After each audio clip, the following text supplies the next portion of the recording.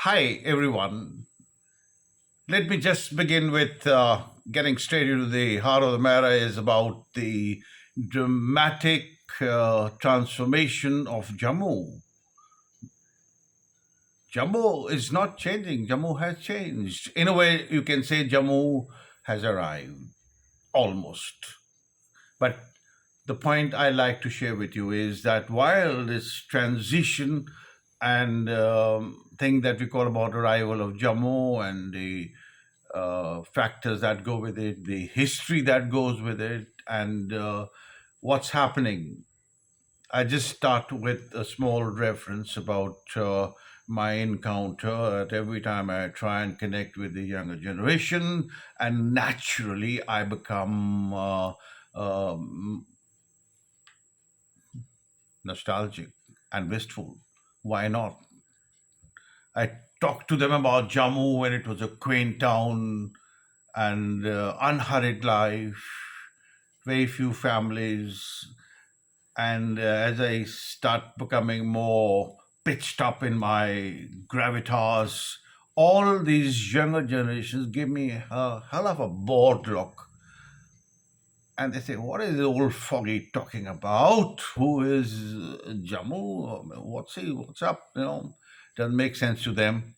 Well, folks, that's my experience. And well, I thought I'll just pick up the threads and share this thing with my dear friends on this Facebook about Jammu. Now, seriously, the fact is that Jammu is a beautiful combination of um history and modernity. Let me just share with you something which perhaps all of us have in common, that every time you're passing and traveling and coming short of a town called Vijaypur, and when you notice the awe inspiring, the majestic aims coming up, and I would like to say that it's almost, more than 50%. I mean, I'm not sure, but it gets the buildings and all that way coming. And imagine when I was a SDP of the area way back, it was a forlorn rural area, and now there is this kind of a thing happening on the landscape, which is amazing. Really, it is. It's for us Jammuites, and I'm given to understand that very two big hospital like Vivanta and Apollo are here almost in terms of all the clearances of the bureaucratic stuff. And I was told by a top bureaucrat, it has taken off and give us 2 years. Good news, solid news. Jammu was always lacking in area about the medical contingencies, medical facilities. Friends, we have something to hope for. And the other few points I want to talk about the airport, the flights. We're going to have international flights from Jammu very soon from here to Dubai and on. I was told by a very, very important person actually who is in charge of this entire syndrome. And then what about the ring roads? What about IITs? What about the new eateries? What about the new culture that is happening in Jammu? And people of my generation watch with admiration, watch with a bit of a fascination, and also a bit of a grumbling. These kids have no time. Yeah, I'm just joking.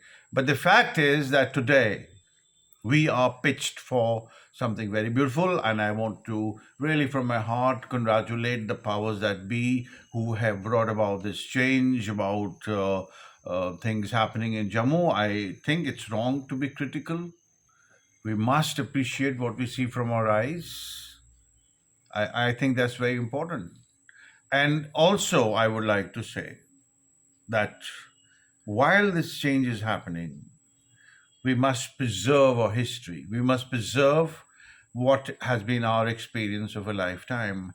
And there are a lot of people, they're living, top personalities who have a lot to share their perceptions. I have been very fortunate to have connections in terms of professionally and very personally. And I'll just take two names which are very, very important. One is the former Chief Secretary, Dr. S.S. Beloria, who's a great writer, great thinker, and he has a amazing perception on Jammu. And I once asked him, "So, what do you think about this?" He says, "Now we are Jammuites with the melting pot." And another great gentleman who has seen history and has a great deal of idea is former Director General Police M. Kujuria. I'm running out of time, but we must talk more about Jammu. It means a lot to us.